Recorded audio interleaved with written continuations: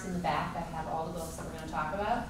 We have extra copies up here, so if there's any that you want to pick up tonight before you leave, you can check them out.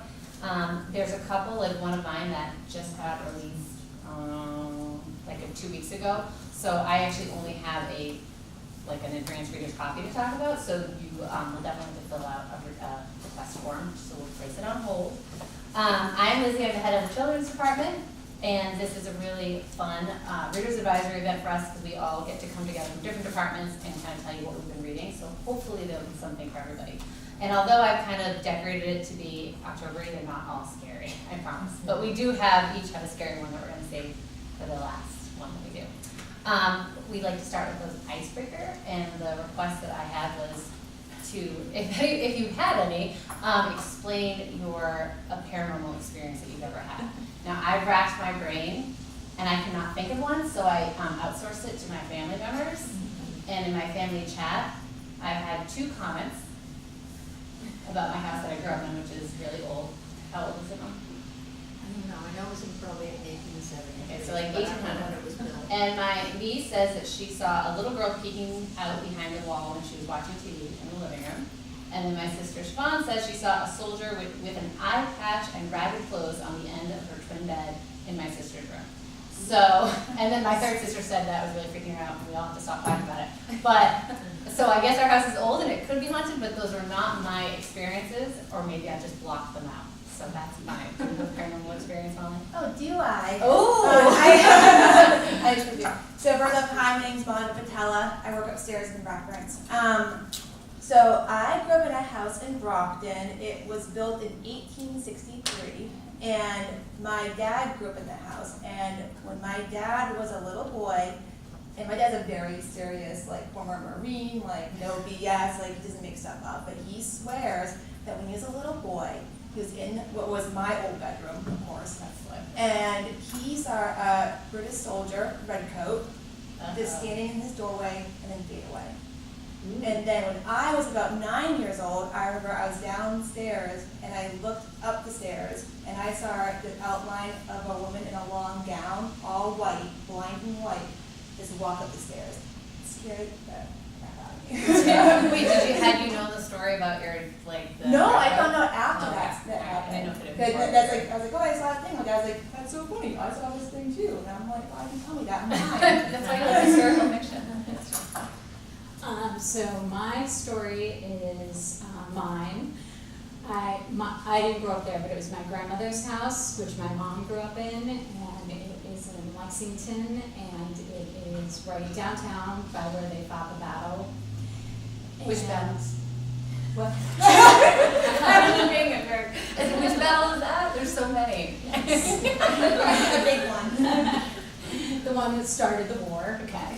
But so anyway, it was, obviously a very old house, and one time I was in the bathroom upstairs brushing my teeth, because I stayed there all the time and basically wanted to live with my grandmother. And so I was brushing my teeth and I turned my head and I saw a soldier go by, a Minuteman soldier. Oh, no. No. But I wasn't like scared. I remember feeling like Comforted? that was weird, not comforted, just like that's really weird. And then I told my family, and they told me all sorts of other stories that my mother and her brothers and her cousins lived in this other side of the house. So everyone, not everyone, but like 4 of us all had seen something in the house that had happened. And then my uncle, they did the Ouija board one time, and they asked who it was that everyone was seeing, and it spelled out the name Benjamin Lamb. And my uncle looked it up, and someone named Benjamin Lamb had lived in the house. So I don't know if they were just messing with us or whatever, but that's I like how up till now we have our like revolutionary stories. Yeah. Now I want to hear from you, Christy.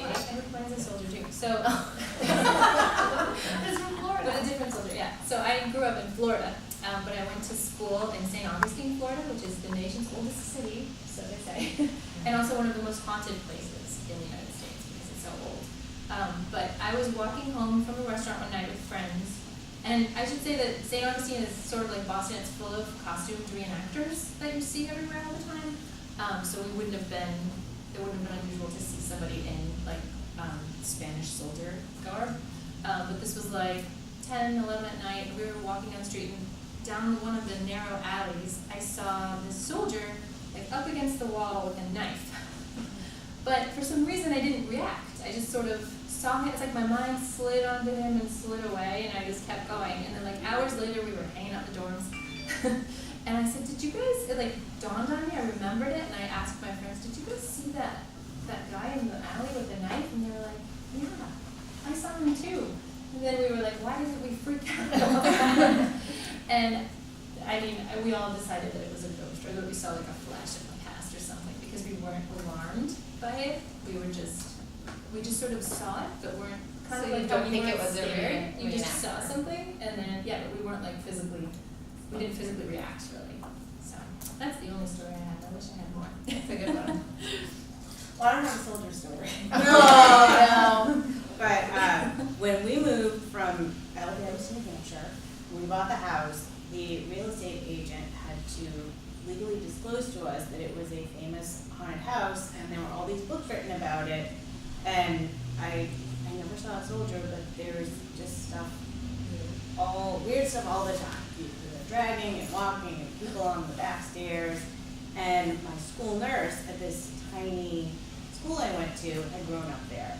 And just with the constant, somebody buried in the cellar, because there's a graveyard in the backyard. But just constant stories about, if you sit here, you can't run away.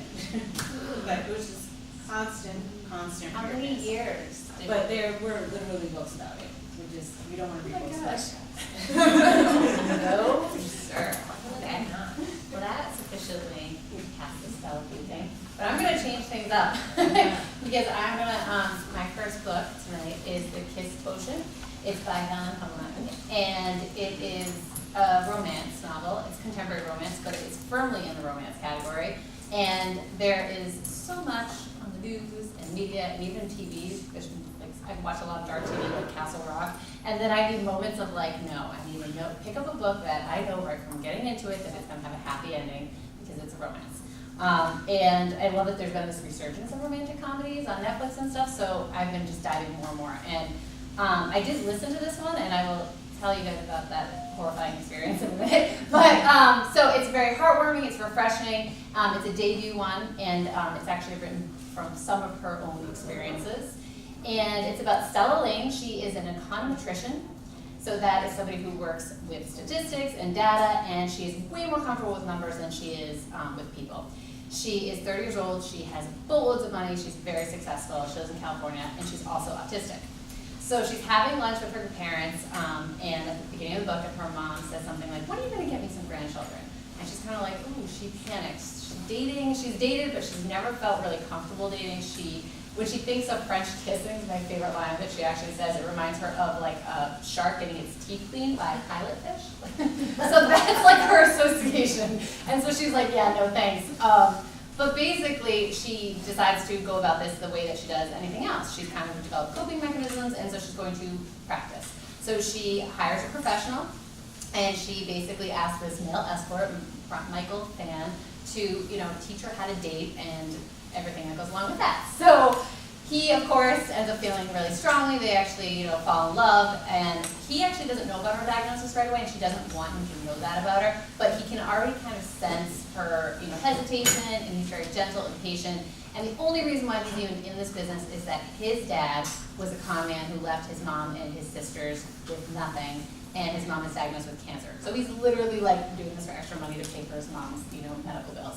And so you get to know both of their families. It's a great love story, as I said, and it's definitely, if this is like the scale of like a romance as I've discovered, and this is like the most steamy and descriptive you can get, this one's like way over there. Just as a warning, because it starts slow. Just as Stella, she's like not used to dating, so they have very gentle dates, and then it gets more and more descriptive. Now, I said I listened to this as an audiobook. It's on Hoopla. You can all listen to it right now if you wanted.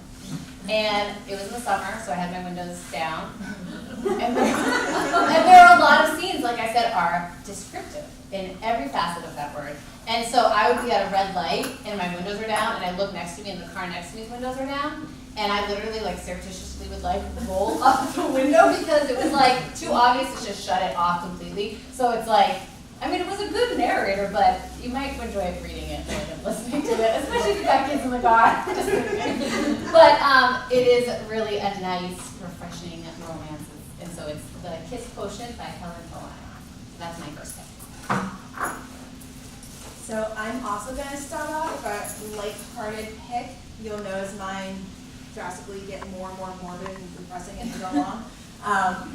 So this is Dear Mrs. Bird by A.J. Pierce, and it is a historical pick. I love historical fiction, it's my favorite. Have you ever read an advice column like Dear Sugar or Ask Abby or whatever, and you're like, who are these people writing in? Why are they writing into this stranger at a paper? Like, why are they doing that? So this author, A.J. Pierce, also thought that and was really curious when she found a women's magazine from early 1940s, and it was all about responding to the Blitz in London. And that just got her mind gearing going, and so we have this book.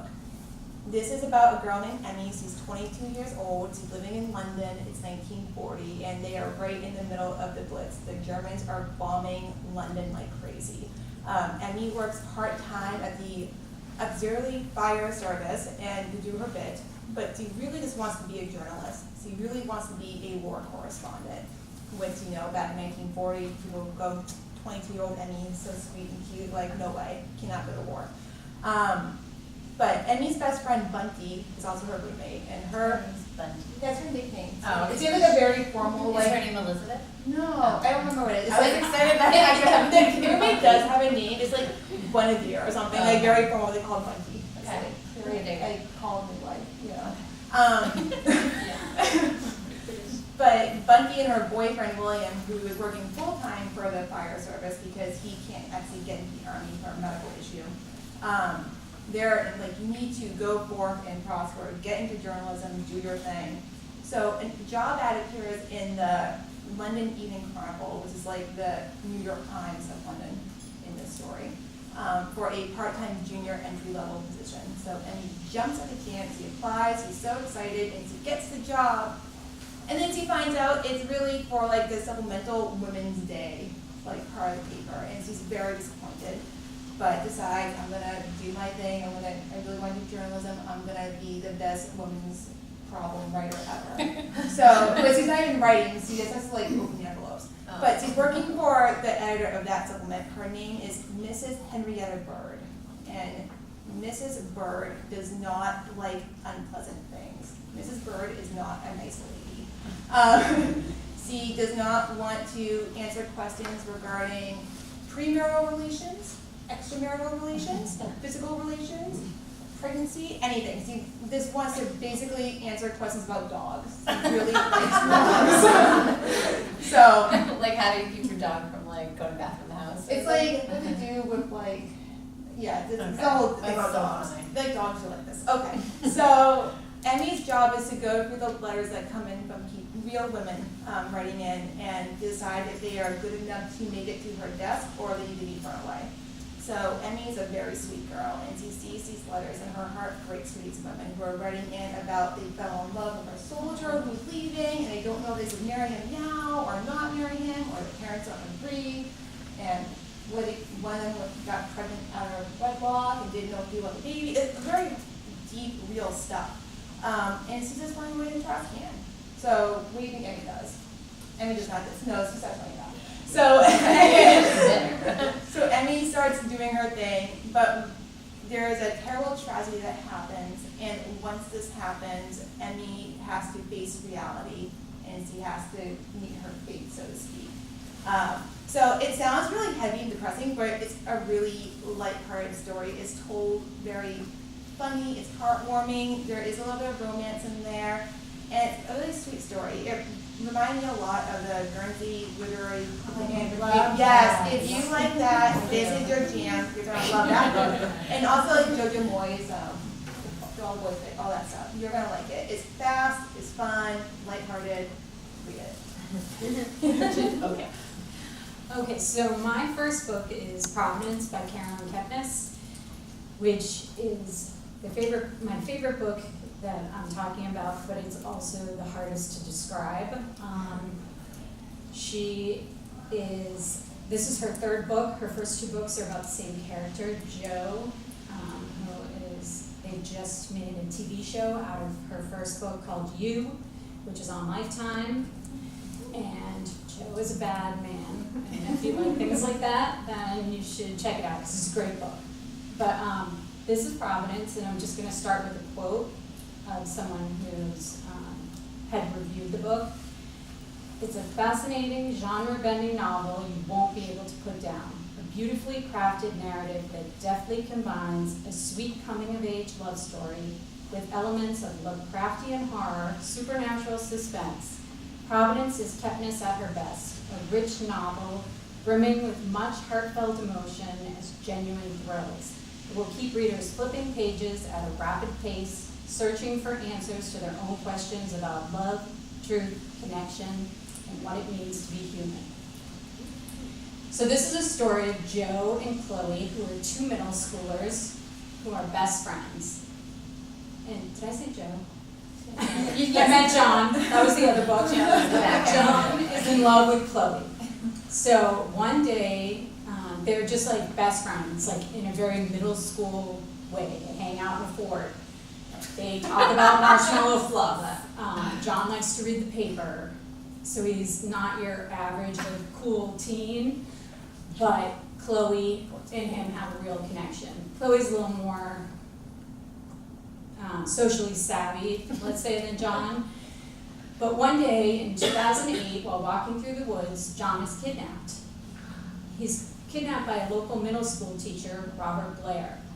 Even after John's parents have given up looking for him, Chloe still believes that he will come back. 4 years later, John wakes up in a mall in Nashua, New Hampshire, which is where they're from. They're from New Hampshire. And he wakes up, nothing is there, there's some equipment. It's like he's been in a hospital bed, and he gets up, and all that's in the room besides the hospital bed is a book, and it's called The Dunwich Horror by H.P. Lovecraft. So this is his only clue. And then he goes back to his life, and everyone's excited, but weird things start happening. His dad starts getting nosebleeds, people are fainting when they're near him, something happens to his dog, and then he goes to a party, and someone has a heart attack, a high school age girl. So John realizes there's something wrong with him, and he chooses to go off and try to find Roger Blair, his kidnapper, who left him, and see what he did to him. So the story basically follows John, Chloe, and another character named Eggs, who is a police detective who is from Providence, and young people, college-age students, keep dying of heart attacks unexpectedly. And it's basically just about how searching for the truth for all of these people may end up costing them the one that they love. But it's a really great story. It's really hard to describe, but I highly recommend it. Because you're like, is it supernatural? Is it? Yeah, it's like a love story. It's supernatural. It's like there's kind of like That's a interesting murder because we always mystery. talk about the covers of books, and I would never get that from the cover necessarily. Yeah, and when I probably only would have read, I only read this because I read You, and it was so good. And Carolyn Kepnes is so good at making characters like jump off the page. Like you feel like you know them. So My first book is also my most, well, no, I have two lighthearted and two dark books, so. And speaking of covers, this is very, very pinker than most books that I read. But this is a memoir. It's called From the Corner of the Oval by Beck Dory Stein. And so this is about Beck Dory Stein when she was 26 years old. She was living in Washington, D.C. She was working a bunch of part-time jobs, trying to make ends meet, basically. She was working as a waitress, she was working at Lululemon, and she was working as a tutor at the Sidwell Friends School, which is this very prestigious Quaker private school where all of the important people's kids go, including the Sasha and Leo mom. So that was one of her jobs, but that was just a part-time tutoring job. So she was always looking for something that would let her do less, basically work less hours. So she finds this job in Craigslist, and it's for a stenographer position. It doesn't say much, just says that it's a stenographer position. So she kind of sends her resume in, but she doesn't send a cover letter or anything, she just sends her resume in.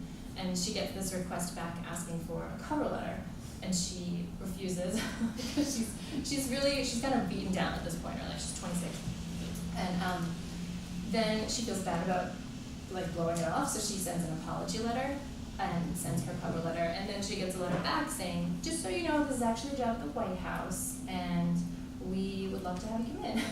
What? So she goes in for her interviews, and the office where she's interviewing is like right outside of the White House. You can like see the Oval Office, and she's trying not to flip out. But basically, there's an opening for a stenographer position, and the woman who was doing the hiring hadn't had to hire anybody in a long, long time. So she had been through the State Department, which I guess is where they usually got stenographers, and she couldn't find anybody. So she gets the job, and she has no secretarial experience or stenographer experience or anything like that. But they tell her that one of the reasons she got the job is because she had worked at the Sidwell Friends School, and one of the hardest things to get a job in the White House, if you're not like a high-level political position, if you're just like a regular person, is to get through all of the like Secret Service background checks. And since she had worked at the Sidwell Friends School, she had already gone through it because the Obama girls went to school there. So they kind of like saw her resume and put it at the top because they're like, all right, she's already been background checked. Did you say she answered this on Craigslist? Yes. Which is one of the funniest things because, but the woman The who woman's like, I haven't hired anyone in a long time. What is Yeah. it? I know the guy's doing it. Yeah, already doing it. She said this woman is like a veteran stenographer and had been at the White House for, I think, like 25 years. So she gets the job, she has to find, the first thing she has to find out is what does a stenographer do exactly. So she says, this is the only part I'll read, but she says, well, I'm picturing myself in cat's eye glasses and a beehive hairdo, clicking away on a tiny typewriter. Bernice explains that I'd be responsible for recording interviews, briefings, conference calls, and speeches, and then typing them up afterward in the stenographer's office. So no, I won't be expected to type in real time, and no, I don't need to learn shorthand. Discretion and accuracy are more important than speed. So basically, whenever you see a picture of the president in the White House, you see like say President Obama. This is when Obama was the president? Okay. So you see Obama in one chair, you see like a head of state in the other chair. The stenographer will be like on the floor with a microphone, recording everything that they say. So she was literally she was one of the people that was in the room. So she starts learning the ropes, and she joins a team of stenographers, and the more work she does, the more exciting things she gets to do, and eventually she gets to start traveling with the president. So she gets to ride on Air Force One, and like overnight, it feels like overnight to her, but she's like standing in line for the bathroom on Air Force One with like a famous journalist, or like a head of state, or a politician or something. And it's an amazing experience for her, but there's also it's sort of tricky to navigate the social scene of the White House, because there's all of these bright young people working for the White House. She's kind of intimidated, but for the most part, it's an amazing experience. She travels all over the world. The Obama administration usually would, and maybe all presidents would, rent out like 2 or 3 floors of the most amazing resorts and hotels around the world, and everybody would work super hard all day, then they would party really hard as well when it was over. And she's 26, she doesn't have a mortgage, she's not married, and most of the people she worked with were in the same position at this point in their lives. So there was a lot of partying that goes on. I've heard this book described as The West Wing meets Sex and the City, and that is 100% accurate. She's not a political person. She says right away this is not really a political memoir. It's more like a coming-of-age memoir, but the background happens to be the Obama White House. So you get some stories about her meeting Obama. She always used to run into him in the gym at the hotel because she's a runner and he's a runner. And so she would slow down and like be super sweaty red face, and she'd turn around and he'd be like, hey. He would just be behind her. But yeah, so it's I would say it's more the thoughtful parts of Sex and the City and less the sexy parts. But you get a lot of fun background information, and it goes down easy. It's such an easy read. I read it literally on the beach in Cape Cod, so it's really fun. That's on one corner of the table. Okay, I'm gonna use my life book first too. It's called Juliet Naked by Nick Hornby, which sounds like it's gonna be a dirty book, but it's not. Listen to a few hours and put this down. Oh, good. But it's about this couple. They've been together in their English for about 15 years.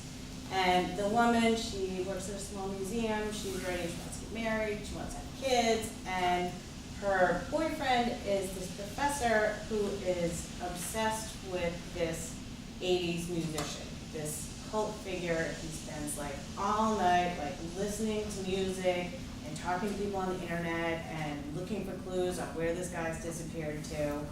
And as their relationship comes to a head, they realize that they're releasing a second copy of this guy's most famous album, which is called Juliet. So it's the studio recordings without all the production, so it's called Juliet Naked. And that's why the book is called that. And they get into a big fight about it, and he writes this glowing review, and she writes this terrible review. They get into a huge fight, he leaves, and she immediately gets contacted by Tucker Crow. And the book is about the relationship between the two of them, and the feelings of the ex-boyfriend. It's kind of like a romantic. It's kind of nice. Yeah, it's cute. It's very light, not like, but it's very fast read. All of his books are. And I did this one, it's an old book, because it was just made into a movie. Which was Who's in the movie? Ethan Hawke. It's like, no, really nice. But I hope that you guys are gonna have some cider donuts too, so please eat them. I was like, so we don't want any left over, because we'll have to eat them. So my next pick is All These Beautiful Strangers by Elizabeth Aha. I kept spelling it wrong, so I'm very self-conscious about it. So this is actually an adult book, but I felt like it was a YA, and I feel like it's a YA adult crossover. And I would be really curious to see both adults and teens read it to see why that the crossover appears. It's because the main character is 17, but you also get input from the adults, so they all get different points of view, which is interesting. So basically, it's a suspenseful mystery that is about a very entitled, rich, upper crust, society, and like I said, it has multiple points of view and 2 different timelines.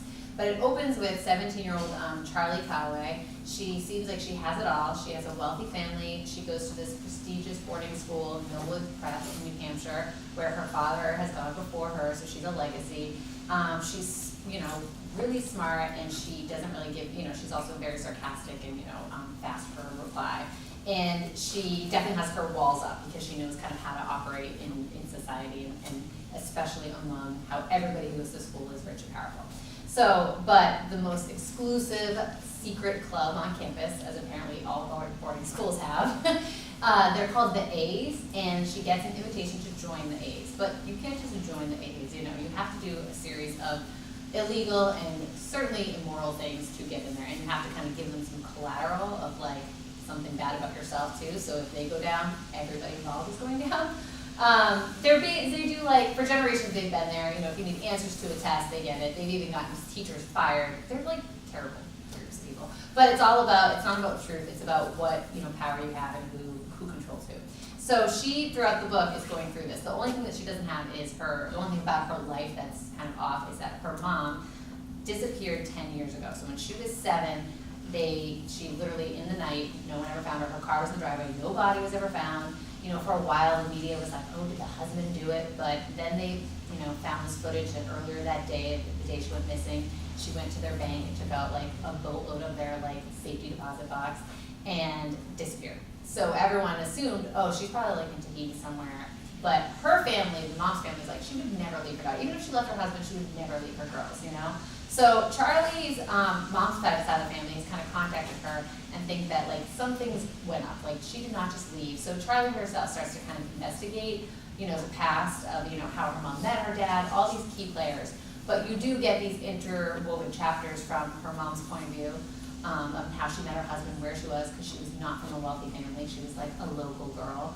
And then you get her dad's point of view, and so you kind of start, as Charlie's figuring out the story, you get more of the background. You know more about her mom than she does.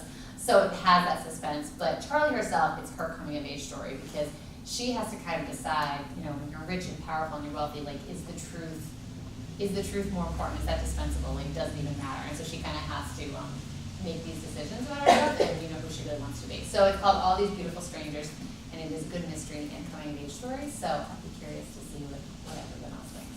So that's my second pick. Okay. So my next book I'm going to talk about is called Bearskin by James McLaughlin. So when I first saw, I started reading reviews for this book probably in like April. It came out in June. And I started reading the reviews and I was like, I'm not going to read that one.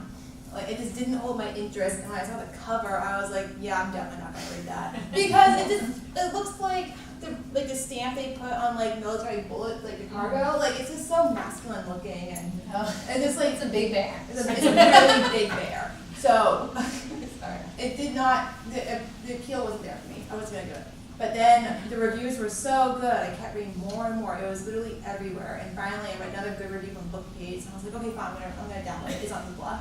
So it's on Hoopla. I listened to it.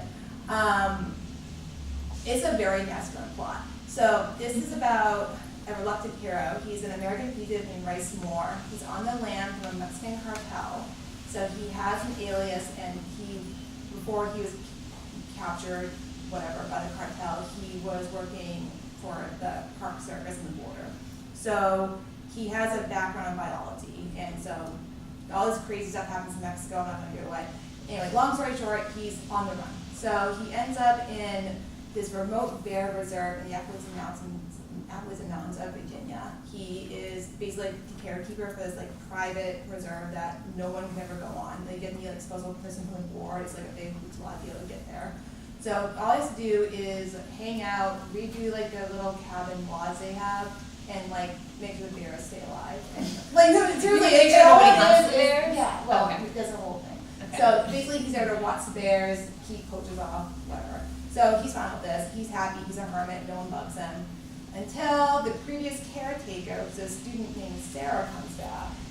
Sarah comes back, and things happen, and then a dead bear appears, and then like the old town, like townies down the road that normally mow, they're starting to come onto his land, and so it turns into this mystery of like, who's killing these bears? Who is Rice Moore really? Who's Sarah? What is this town doing? How corrupt is it? How high does it go? And how does the cartel fit into this? Way to the top. So it's That's my guess. It's a scary level, but so it's a very much like almost like a military thing. But their writing's so good. It's action-packed and violent. The characters are gritty and realistic. But when he talks about Appalachia, it's just beautiful. I really just want to go to this lodge and like Watch the bear. well, like yeah, he's talking about the less greenery and like Yeah. the way the waters fall down the trees. It's beautiful writing. I really couldn't believe how vivid, descriptive, and imperial it sounds. And then you remember there's Architell and Oh, wait, right away. oh yeah, and there's gunfire and dead bears. So actually, I made my husband read it with me too. So we kind of like had our own little book club thing going on. And he's into like Stephen King. He has some Stephen King coming, I think. But we both enjoyed it. So it's a book for all, I would say. It is violent, so if you are a gentle reader, do not take this one. Everyone else, go at it. John Sanford, Vance, T.J. Box, Ace Atkins, any of those authors, if you like them, you're gonna like this one. It reminds me a little bit of Ozark. It's kind of like Ozark, yeah. Isn't it like so gorgeous, except there's this cartel? See? Why did they take It's the pretty cartel. places? It was Yeah. like more than one. Yeah. It's a great place to be, very much to, yeah. It's fine if there's one cartel, when there's two, that's when Right. things get complicated. They do. All right. So my second book is called Sweet Little Lies. It's a murder mystery. It is set in London. It's the debut novel of Kaz Freer. I don't know if I'm saying that right. But anyway, it's a great debut novel. The heroine is Kat Kinsella. She's a 26-year-old homicide detective.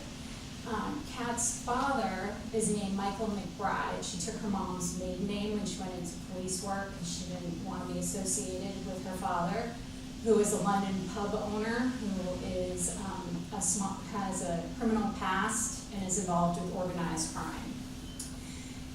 Her relationship with her dad is very strained, and when Kat was a child, their family vacationed in Ireland, and a girl disappeared while they were there, and Kat thinks her father is hiding something regarding that. He was kind of a philanderer, and she didn't like the way he treated her mom, and anyway, she always believed that he was lying about the day that Mary Ann Doyle went missing when they were on vacation. So Kat then gets called in, as an adult, gets called into an investigation of a woman's body that was found down the road from the pub her dad owns. And after receiving an anonymous phone call, it links the murder victim to Mary Ann Doyle, the missing girl from Ireland. And Kat's professional life and family life sort of collide. And it's a great mystery. It has lots of twists and turns. I read a lot of mysteries, and I did not get. You didn't guess? I didn't guess. I guessed a tiny part. But most of it was really not out there, like hard to believe, just not what I was expecting. So I would just say if you like sort of police procedurals, I was very reminiscent. I felt a ton of French and things like that. So I highly recommend it. Did you sing the song? Like when you were like, Sweet Little yes, tell me, see the, every time I see the covers. I did. Good. You hummed it. I don't. So my next book is also light.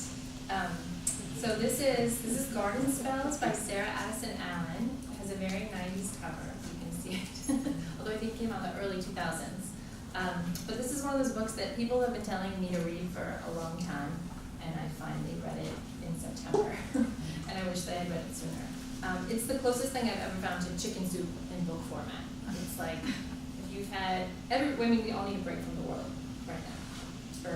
Among all these thrillers, like I read a lot of dark thrillers too, so this is a really good palate cleanser if your things are getting too dark. So this is about, the centers on the Waverly family of Basco, North Carolina. It's a small town in North Carolina. So the women in this family have remarkable gifts, and their house and their property is also said to have like a personality and sort of a magical gift of its own. So this gives them a mixed reputation in the town. They have a reputation, the women of this family have a reputation for being wild or witchy, although nobody ever says the word witch in the book, but it's definitely implied. So there are two main sisters. There's Claire, and so Claire has a way, her gift is with food and with gardening. She uses flowers from her garden, edible flowers from her garden in the food that she makes. So she makes things like rose geranium wine, and if you drink this wine, it will call up fond memories from your life. And she makes, another thing she makes is lilac jelly. If you have this lilac jelly, it will make you humble. So people, like, if they're having marital problems, they'll come and get the wine. I thought you were going to say the humble one and give it to their husband. Like, here, eat this. Yeah. And I was right. So yeah, it sounds really excellent, actually. So she has this garden, and she has a catering company in Basco. And then her sister Sydney has gifts with hair. I thought this was a really interesting choice. And this also sounds amazing. So if you get your hair cut by Sydney, it like reveals your true and best self. So everyone will sort of see you as you are, and you'll feel better than you've ever felt. She looks at you and she knows exactly what to do. So that's her gift. And then there's also, I know, So then I love this part. I just love all these details. It's my favorite part of the book. So then there's another distant relative, a cousin, and her name's Evenelle, which is this most southern name ever. From Evenelle.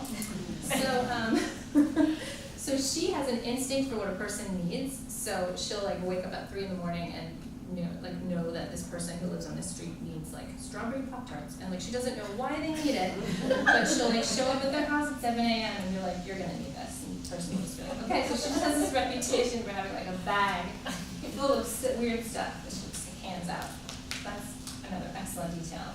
And then the house. So the house, it's in tune with the moods of the family. So like if somebody in the house is frustrated, like the water in like your water glass will just boil, or like the toast will toast on its own. And there's an apple tree, and there's apples on the cover, this is a big part of the class. There's an apple tree in the yard, and the apple tree really wants people to eat its apples. Like if you walk into the yard, it'll like throw an apple at you and it'll like roll up to your feet. And it's delicious, they look delicious and appetizing. But if you eat this apple, then you will see the most significant moment of your life. And for some people this is really amazing, and for some people it's really terrible, because it could be like your death in a car, something like that. So Claire, the sister who lives in the house and keeps the house, she's always like burying the apples and trying to like keep the apple tree in line, because the apple tree wants people to eat its apples. It's like its job, but she doesn't want people to eat its apples because their mother actually ate one of the apples and then like kind of went wild, but couldn't handle it, and abandoned them when they were young. So Claire's always trying to keep the apples buried. So the pleasure of this book is the details like that, and like it's such a pleasure to read. The main plot is that so Claire has stayed in the small town of Bascombe. She lives in the house, she tends the garden, she has a catering company, but she kind of keeps to herself. But the other sister, Sydney, has left. She left when she was a teenager. She went sort of sowed some wild oats, lived rough for a while, and she's ended up in Seattle living with this horribly abusive husband. She has a 5-year-old daughter, and her husband kind of keeps tabs on her. Like he pays this neighbor to tell him whenever she leaves, so like she can't leave without him knowing where she's going.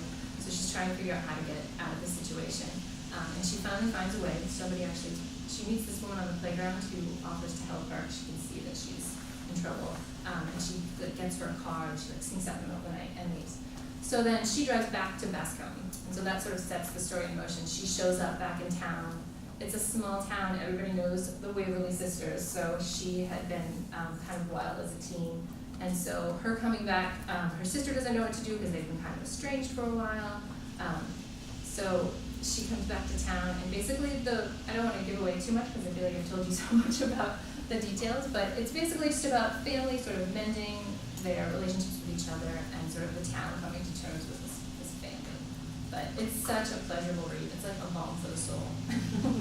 And also it's a lot like Practical Magic. If anybody also has read and loved Practical Magic, it's the same feeling. So after I read Practical Magic, I wanted to read it again. Like I wanted that experience again, and this is like the closest thing. So that's Garden Spells.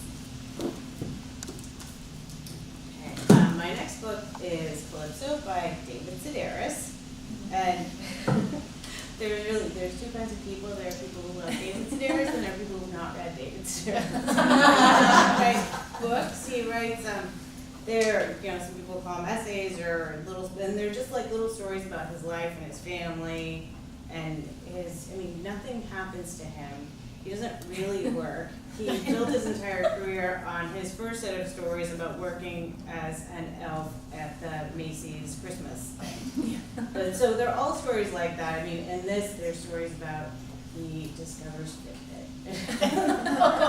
Like there's like 50 pages on it, but he's so funny, and he's got like this big family. His sister Amy is famous, and his father's in his 90s, and they still all vacation together. And it's this is my version of Chicken Soup in a book. I like to listen to him talk, and I actually ordered audio versions of this because even better than reading him is having him read it to you, because he has the world's greatest voice.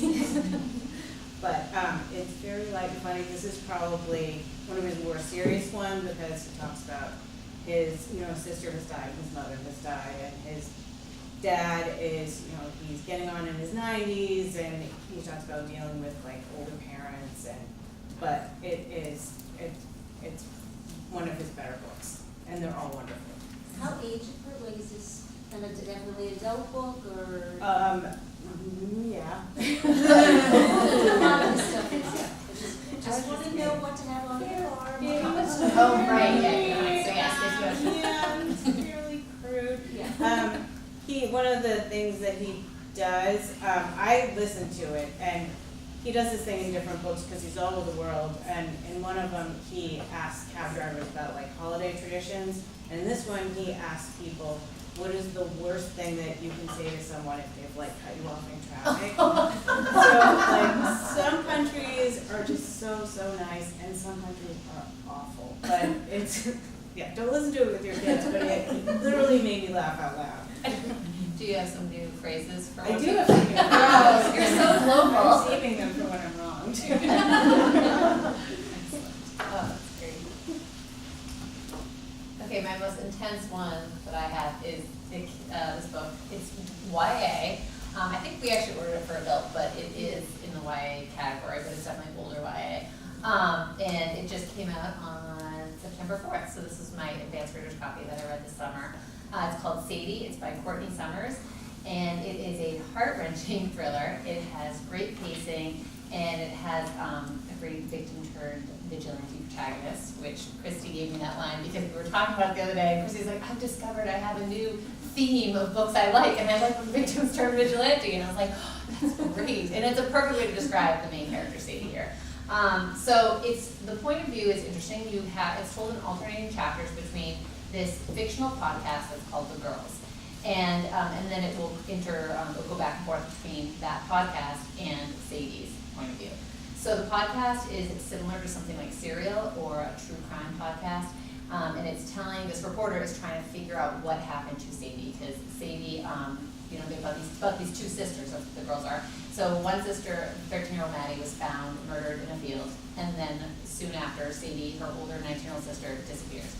And the only person really in their life was this woman, Maybeth Foster, and she is their trailer park neighbor. They live in Colorado, and she was like a grandmother to them. And she is the one who contacts the radio reporter, Wes McCrae, and asks to help find Sadie.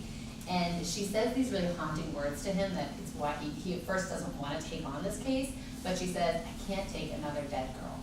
And he himself just kind of like, he gets pulled in, the grief is too strong, so his podcast is goes to the town, he learns about their life, and he's trying to track down Sadie's footsteps. And then, but in between, as the reader, you are in the front seat next to Sadie throughout this whole drama of what she's doing. So we actually know more than Wes McCrae. So Sadie's life has been hard. She, like I said, she lives in a dead-end town, Colorado. Her mother's been drug addicted. She has abandoned her family. Even when she was there, she basically, had a string of boyfriends in the house, and Sadie kind of always took care of her younger sister, Maddie. Her only pleasure in life was that role of protecting Maddie and kind of raising her. When the mom disappears for good, Maddie, who's young, 13, can't deal with it. She's like, I'm gonna go after mom, this whole thing, and they get in a big fight about it. And that fight, Maddie storms out, and that's the night that she disappeared and was found dead the next day. So that was the last straw for Sadie. And when you're in her point of view, she's got like a switchblade in her pocket, and she's got a bunch of cash. She buys a car off of Craigslist, different Craigslist, and she goes out to the night, and she's going to find the guy that she thinks murdered her sister or died trying. So it is like you hurtle forward with Sadie. You are like so tense reading it. It kind of nudges at a lot of dark things. It's not descriptive in the sense where it's not like the serial killer thing. It's not bloody. It nudges at a lot of darkness and a lot of abuse that Sadie has been through. But the podcast chapters give you this kind of like breath, this space, so the tension stays really, really intense because you kind of have a beat to as you're with the reporter and he's trailing behind her. But then when you're back on Sadie, you're like, okay, you're back next to her. She kind of goes from one dangerous situation to the next. And she has not much of a plan, but enough of a plan that, she doesn't, you want to find out what's happening to her, but you know that she doesn't even know what's going to happen to her really. So like I said, it's a very suspenseful book.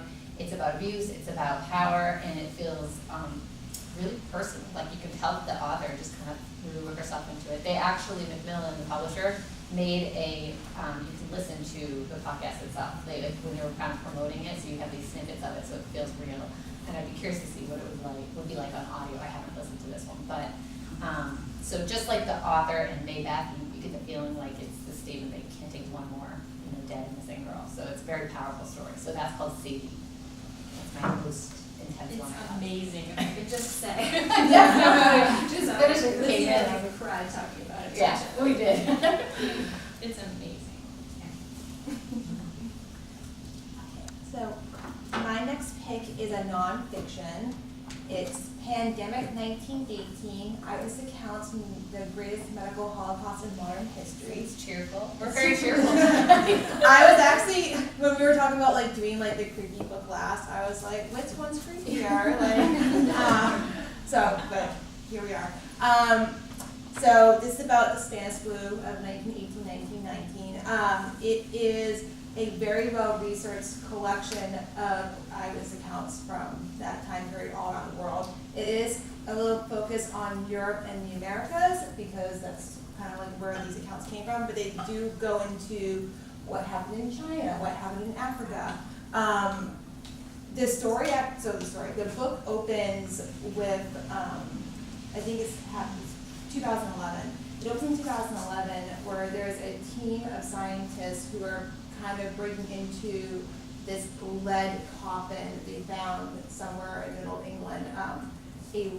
Sir Mark Skye died of the influenza, and he's like the only person who died of the flu and was also buried in a lead coffin that they could still find.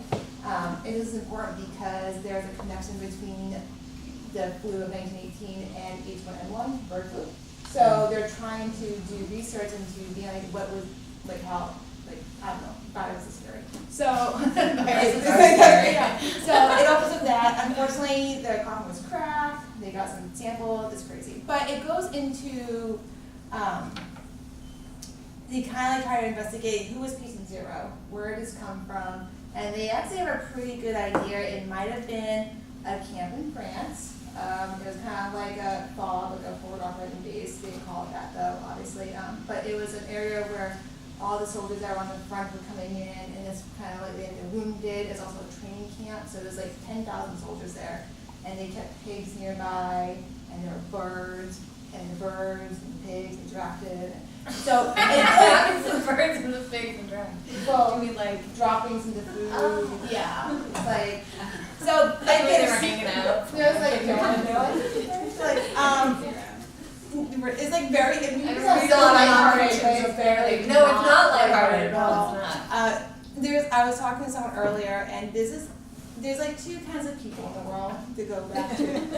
There are the people who love WebMD, and if you are internet, do you remember? I was talking to the librarians earlier. There used to be like a reference book of it was like basically what like symptom checker. So like, do you have a fever? Yes. Do you? I've run an example now.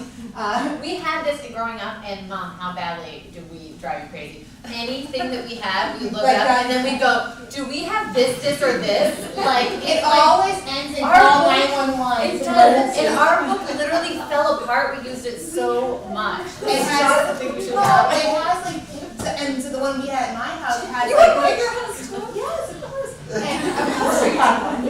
And I was the weird kid that went through and read it cover to cover, and I was really into the pictures of like chicken pox. Like, Yeah. so basically, there's two types of people that are really into medical mysteries, into the body, the human body, and you're either into that or you're grossed out by it. If you're grossed out by it, you don't want this book. But you might want to try it anyway because it's awesome. They are great descriptions of pus. I'm assuming. There's a lot of unknown facts about the Spanish flu. So, for example, I didn't realize that it was 50 to 100 million people around the world died of the Spanish flu. That's way more than died in World War I. Like double, triple what died in World War I. I didn't realize that. I knew a lot of people died. I didn't realize it was so huge. I really didn't know that a symptom was that you actually turned blue. Oh, that's what I was gonna ask. You literally turn blue, and your skin, you was like blue and die. Like if you were blue, they're like blue. So it's not. You're like half It's not blue from a breathing situation. You actually like. Well, it's hard. I think it's if you kind of drowning, in, like it goes into that. Okay. I'm sorry. I wanted to read it. Thank you guys. So it's a lot of first-hand accounts of like living with the flu. So one of the accounts is from this farm in Kansas, and it's this like little country doctor, and he like gets to call to he gets on his little horse and he goes to the farm because like there's a call and like, oh, like this person's really sick, and it's like a woman, I think it's an old woman, and you're like, ooh, yeah, that's not gonna go well. And then from that moment on, the next year and a half, all he does is go to farm to farm to farm to And just farm, tell people. and they're just dying. And so there's a race to figure out what is causing this. Is it viral? Is it bacterial? How do we fix it? And so many soldiers died because there's a world war going on. So people were literally sending sick people from like the army base in Arkansas. They're going to France. As soon as they walk to France, and people are dying. There was actually a ship, they talk about in the book, that I think they had like maybe, I don't know, 5,000 soldiers on it. And it left the United States. It went to, I think it was France actually. They got off the boat in France. 900 people had died from the flu over to France. So it's really fascinating if you like, again, if you're into reading about medical mysteries, if you like narrative nonfiction, this is an easy read. Fascinating. It's also, again, I was interrupted, I was going to say, it is the centennial for the armistice of World War I kind of in November, so, and still also is tied into the war. So it's a good historical read. I highly recommend it. Okay, so mine's a little lighter. This is The Bouncer by David Gordon. This book is perfect for readers who enjoy a little fun with their crime and murder. Joe Brody is a bouncer at a strip club. He has an intriguing past. Joe was expelled from Harvard, has a classified military past, and his best friend from Catholic school is mafioso Gio Caprese. So, sort of the story of how Joe works for at Gio's strip club. There was an FBI raid on the strip club where Joe meets Donna Zamora, who is an FBI agent who's kind of stuck in the office and doesn't get to do or see much action.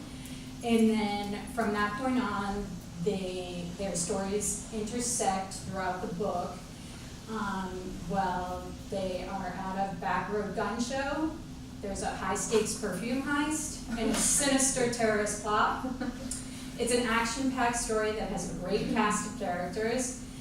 The terrorists are named Adrian and Heather, and they are two crazy characters who seem like total psychopaths but are married and expecting a baby.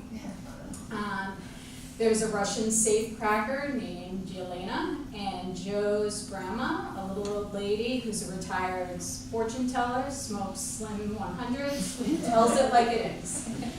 So this is total action-packed. It's really fun. It's sort of like a cross between Janet Ivanovich and Harlan Coben, and I highly recommend it if you like a little fun escapade. All right, so this is Then She Was Gone by Lisa Jewell. So Lisa Jewell is one of my new favorite thriller authors.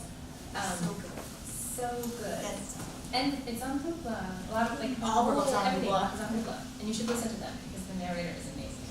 Yeah. Okay, so I'm gonna do this justice. So the story is told in 3 parts. So it opens up with the story of the Mack family. They're sort of your normal family living in London, like a suburb of London. Mom, dad, 3 kids. The youngest daughter is Ellie Mack. She's 15, and she's described by everybody as like a golden girl. She's super friendly and smart and has a smile and a nice thing to say to everyone. Her teachers love her and friends love her. She's just like a ray of sunshine, basically. But one day she goes to the library after school and she never comes home. Her parents, they call the police do everything they can, but the trail goes cold. They don't know anything, they don't know where she is. It's just this big mystery. They're not even able to track her on CCTV, which is always a big part of British mysteries since they have CCTV everywhere. She just sort of disappears. So 10 years pass, and the Mack family has never really had any answers, but then Laurel, who is the mother, she's the person who tells the story. They gets a phone call that they found Ellie's backpack in the woods. Dog dug it up, found it, and then shortly after that they find her remains and she seems to have been hit by a car and then dragged through the woods. But they still don't know, and the police don't know like how she got there, what she was doing. And all that time, Ellie or Laurel had kind of been hoping a little bit that maybe she had run away, which is what police always suggest when a teen girl goes missing. Even though Laurel knew that she really wasn't the type of kid to go missing, she kind of hoped that that would have meant that she was alive somewhere and like doing something else. But they find her remains. They still don't know how she got there, but they're able to bury her, and they're struggling to move on with their lives. But the family's kind of fallen apart. Laurel and her husband have divorced. The kids, they're all sort of estranged from each other. They have like a tension-filled relationship, basically. But after this happens, they try to sort of move on. So then part 2 of the story, Laurel is at a cafe one day, and she's having coffee and cake, and this gentleman comes over and sort of starts introducing himself to her. He says his name is Floyd. He's this handsome professor type.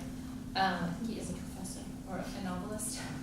And he gives her number, or his number, and she is like kind of flattered and interested that this gentleman is hitting on her. So she ends up calling him, and they start a relationship. And they have this great relationship for a few weeks, like everything seems to be going great, super nice. And then she meets his kids. So he has a couple kids.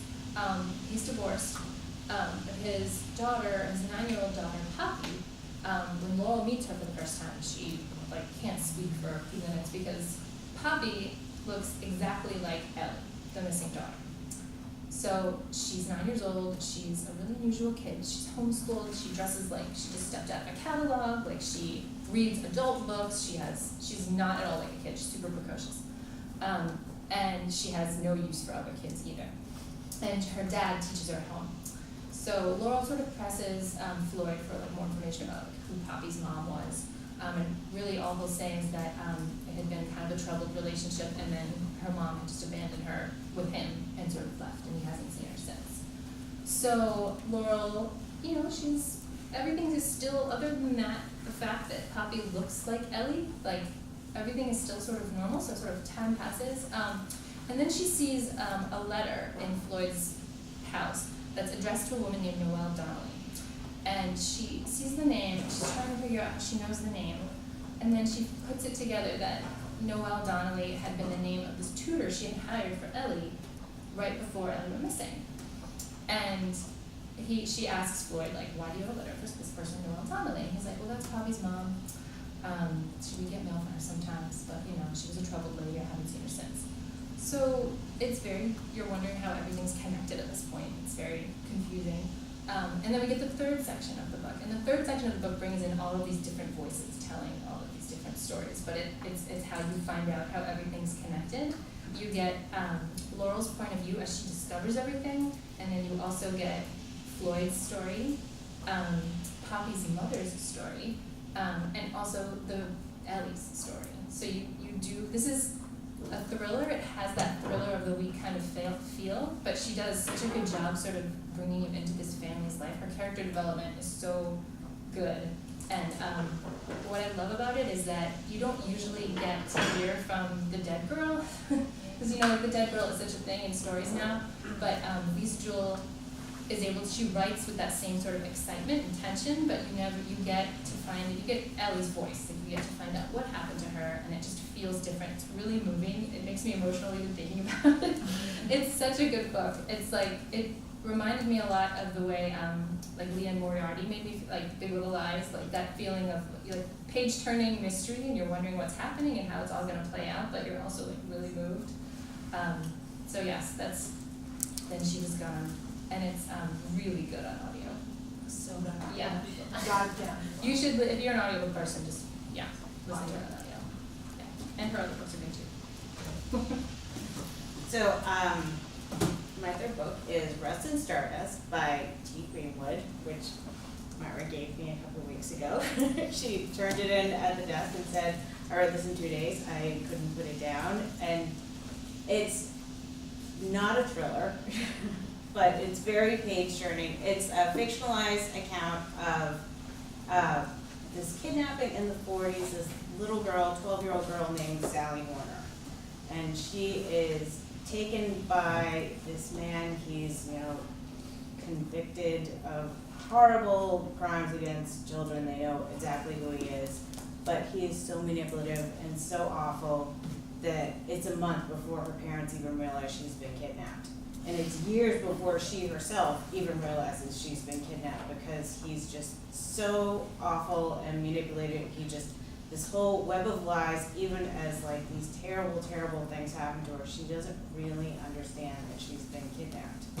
And it's really kind of hard stuff, but the writer deals with it very delicately, so it's not over the top hard to read. But whereas it's a true story, the worst thing about it, I think, Rust and Stardust is a famous line from Lolita. All that's left is Rust and Stardust, because this is the story that inspired him to write the book Lolita, this true story of this little girl who had been kidnapped. But it's very compelling, it's very readable and accessible, even though it's kind of tough material. Also kind of scary. Okay, so our last books, which I realized was super speed, lightning round, yeah. Because it's October, we thought we'd do spooky for a thematic one. So mine is not really that spooky, and it's the next pick for my YA for adult book club that we meet at Kiara on Tuesday nights. So if you want to join, let me know.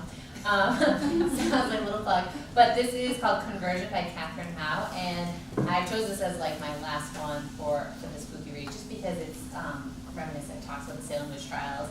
Me and Chrissy just went to Salem on Sunday, so I was like in full mode of like experiencing that, the kind of hauntingness of it. But this was inspired, so it's inspired by true events, so not only the Salem witch trials, but also this true event that happened at the modern day high school and a medical mystery that occurs there. So this book opens with Anne Putnam, and she's arriving at the minister's house in Salem, Massachusetts in 1706, and she's finally ready to confess her part in what they refer to as the panic that happened 12 years before. So Anne's tale continues. I have a theme with alternating chapters. So Anne's tale is every other chapter, and you learn about, as she's kind of confessing everything that happened and how her and this group of girls, had the accusations that became, the Salem witch trials. So then between that is the glimpse into the life of this high school senior, Colleen Rowley. She goes to the exclusive St. John's High School in Danvers, Mass. in 2012. And it's senior year there. Everybody it's a pressure cooker. Everyone is trying to apply for, Ivy League colleges. They are, battling out for valedictorian. There's a lot of pressure. And throughout, her and her friends, Colleen and her friends, are just expected to kind of keep it all together. Do your extracurriculars, write that essay, volunteer your time, and they're supposed to just keep it all together until they kind of can. So it's the school's VP, Clara Rutherford, who suddenly in the middle of class falls off her chair, and she's like has these uncontrollable tics. And at first everyone's laughing, like, what is wrong with her? But then they realize that no, she's literally having some sort of fit.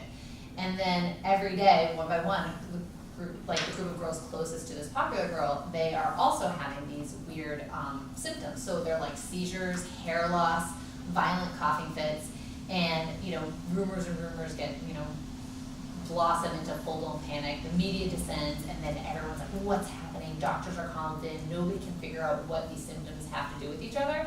There's not like one diagnosis. So people are like, are the girls faking it? Is it pollution? Or what is it? So Colleen, in between all this, is reading The Crucible for extra credit. And as she's reading it, she realizes that Danvers used to be Salem Village. So when you go to Salem, Massachusetts, like in Salem now, it's actually not the place where the Salem witch trials happened, because the Salem Village was in Danvers, and they kind of renamed themselves Danvers because they kind of wanted to distance themselves from that. But so she realizes that, and she was like, another group, 3 centuries ago, another group of girls suffered from similar bizarre epidemic. And so it's exciting, it's suspenseful, and it's a mystery that kind of raises the question of what's really happening to these girls at St. John's. And it's cool to see it side by side as, Anne Putnam is telling you the story of Salem and like what happened to those girls. And it kind of talks about power politics and, females throughout the century and different reactions and hysterical conversion. It's really, really cool. It made me think a lot, and I've talked about it for years when I read it a few years ago. So it is a YA book, but it's definitely, if you've never read YA, it's a good starter for you. So that's Conversion. It's Catherine Howe. It's perfect for October. Okay. Sorry. I'm also gonna do a plug for a program. If you like ghost stories and creepy stuff, we have these awesome ghost hunters. They're called Paranormal Expeditions. They were here last year. They're coming back to talk about ghost hunting and their haunted objects, and you can see their equipment. So that's really cool. Just introducing They them. visited all of our houses growing up, and they and they just go all the time. They're fun. They're cool. All right. So my last pick, my creepy pick, is A Boy at the Keyhole by Stephen Giles. This is like a fast read. It's a gothic psychological thriller, perfect for Halloween. This is about a young English boy named Sam. He's living in this old house with his kind of like caretaker nanny named Ruth. And Sam's mom has been gone for 6 weeks. Their husband died a few years before. They owned a factory. The factory's losing money. They need investors. So without saying goodbye, Sam's mom leaves in the middle of the night and goes to America to try to get some business. So at first Sam was like, that's weird, okay. And he's very concerned as more time goes by and the less he hears from her, he starts to suspect that maybe something's happened to her.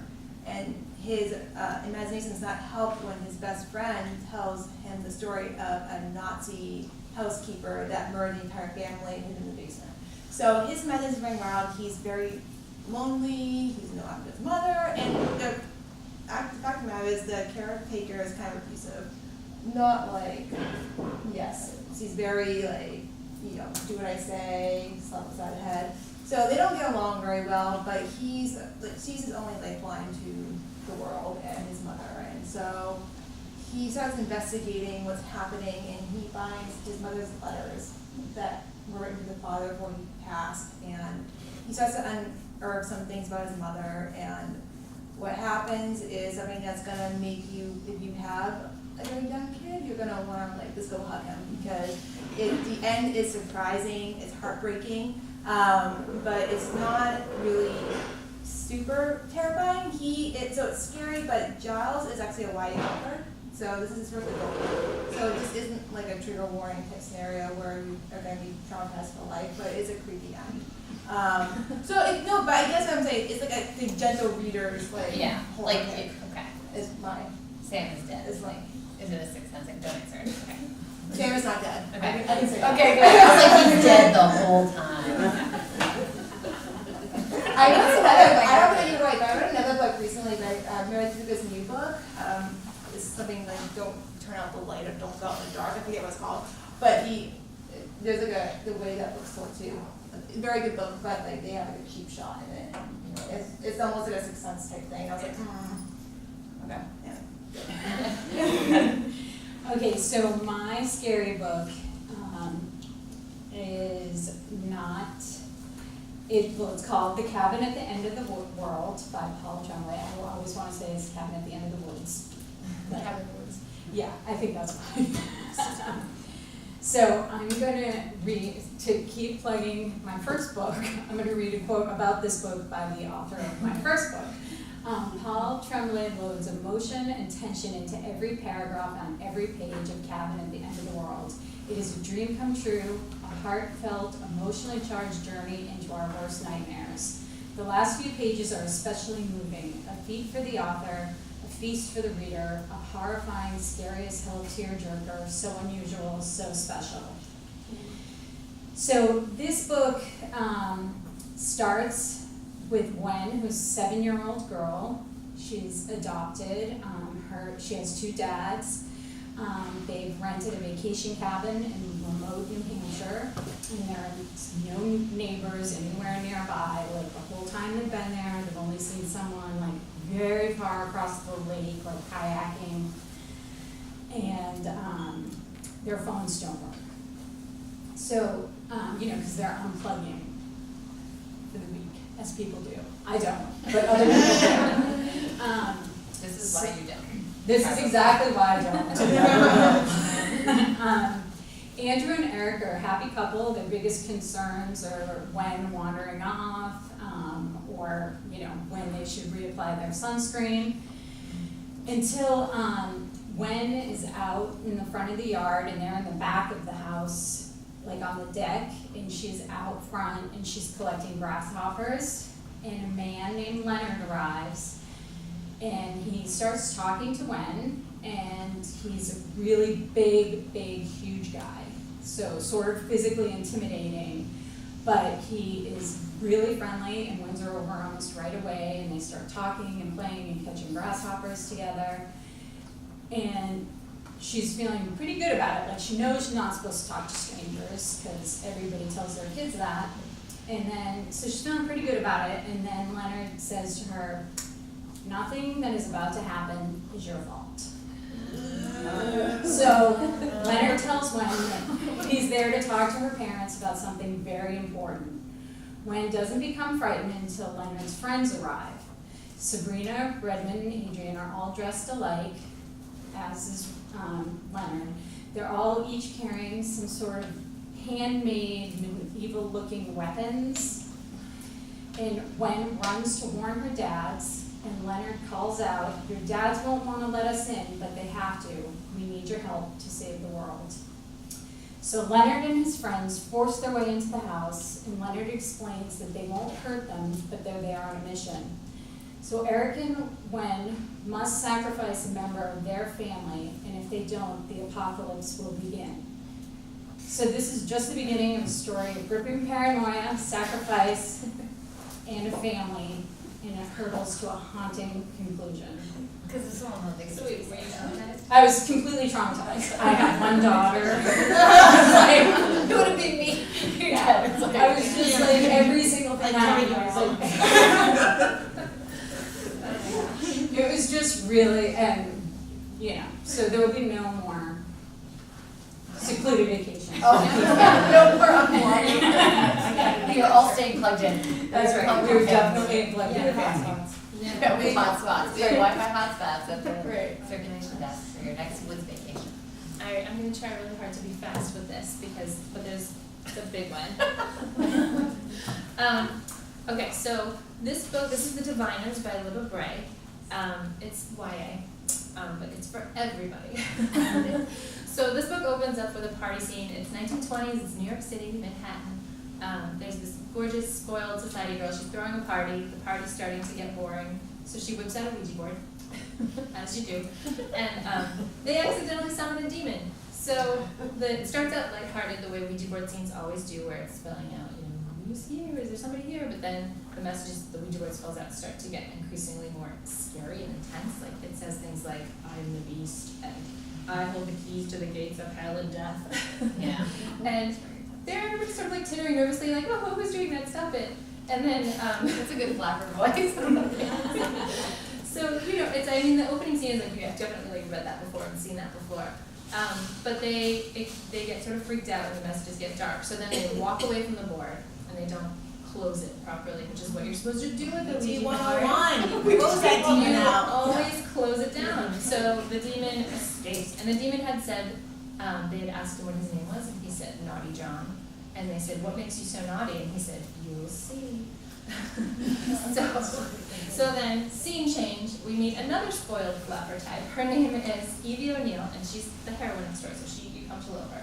But she's also a vivacious party girl, but she's living in small town Ohio, and she has this ability that she kind of tries to keep it secret because she's really afraid of being called a freak. But she can read objects, so that means if she holds an object in her hand, she can tell who it belonged to and what happened to the person it belonged to and where it's been and the emotions tied to that object. So she kind of trots this out as a party trick a lot of the time. And she does that one night at a party, and she ends up embarrassing this family friend. Her parents get really mad at her because she's made a fool of them and embarrassed them. So they send her away. They send her to Manhattan, of all places, to live with her Uncle Will. So she's thrilled, of course, because she gets to leave born Ohio and go to Manhattan. But she gets sent to her Uncle Will, and he has a museum. He runs a museum of the occult. She calls it the Museum of the Creepy Crawlies. And she's very unhappy to be there, or living with him, and excited to be in New York. But then, just as she's arriving, there has been all of these grisly murders that all have sort of an occult theme, and the police have no idea what's going on. So they actually call in her Uncle Will to help solve the murders because he's an expert on the occult, and the murders seem to be tied to the occult.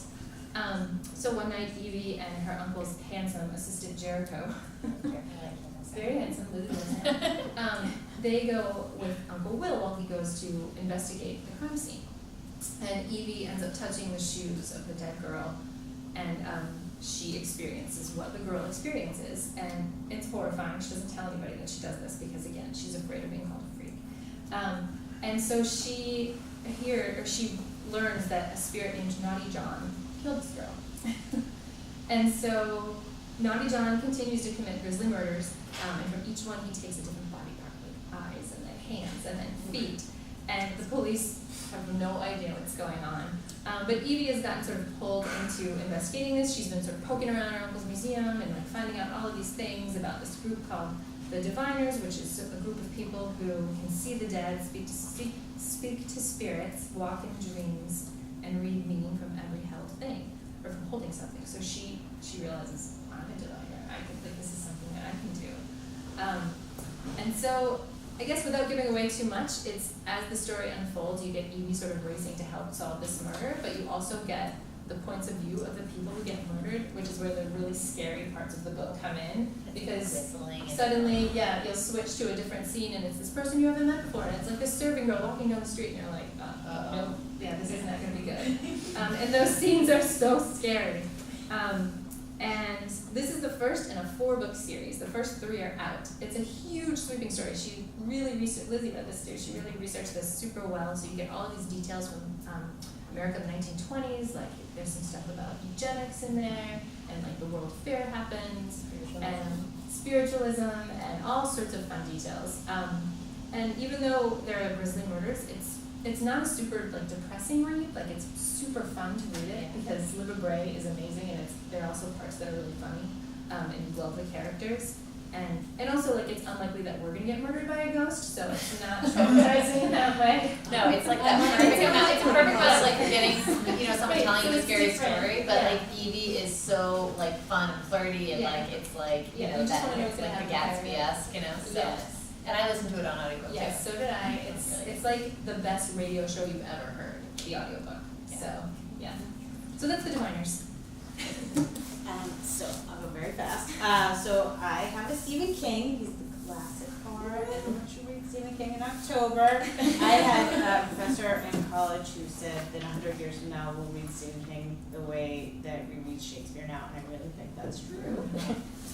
Genius. But lately he's been dabbling in crime books, which is what this is. It's a Stephen King version of a crime novel. And there's this horrific crime, just terrible, terrible crime.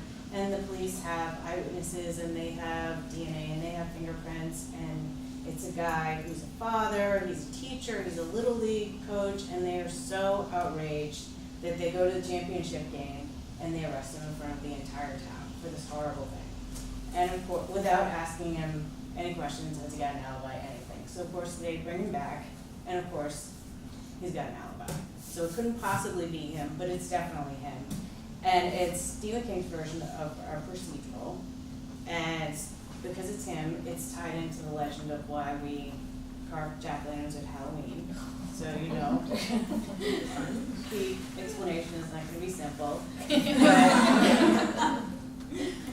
But it's real. I know it's like a big brick, but his books are always very accessible and readable, and has a slow burn, scary, where it's not quite right, but it's one of his best in years. So, highly recommend. Yeah, it's a creepy cover. I think he has the best character development of any writer. He's amazing. So thank you guys for staying with us for so long, and I hope that you guys check out some of these books, or at least you got the names down for them. And we have a great service that we're rolling. It's for if you want us to help you pick books, what you'd like to read. You can check out the back. It would look like that's called Read Next. So you basically will fill out this little reader's profile form of like what book covers you like, what's the last book you read, and then one of us will come get assigned 2 pick books for you every month, and it will be like a little treat to yourself. You get a little bag of like a gift bag of library books on the shelf for you. And so if you're interested at all, you can write your email down, and we're going to be rolling that very soon. We're very excited. So thank you guys for coming out this rainy night.